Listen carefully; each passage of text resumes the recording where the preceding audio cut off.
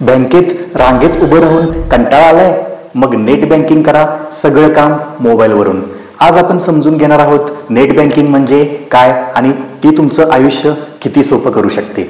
नमस्कार मित्रांनो, आजच्या या नवीन व्हिडिओमध्ये आपण बोलणार आहोत नेट बँकिंग बद्दल। आज जवळजवळ प्रत्येकाचं बँकेत अकाउंट आहेच आणि आपल्यापैकी अनेक जण इंटरनेट हे वापरतातच। अशा वेळी नेट बँकिंग म्हणजे काय, ते कसं वापरायचं याची माहिती असणं खूप महत्त्वाचं आहे। नेट बँकिंग म्हणजे नेमकं काय, तर नेट बँकिंग म्हणजे बँकेच्या सर्व सेवा तुम्ही ऑनलाईन म्हणजेच मोबाईल किंवा कॉम्प्युटरवरून घेऊ शकता।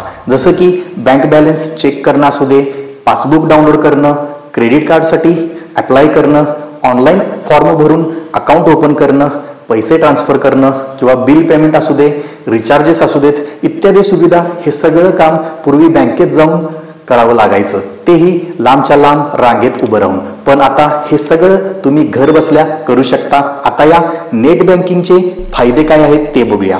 एक म्हणजे वेळ आणि मेहनत वाचते, 24/7 ही फॅसिलिटी अवेलेबल आहे।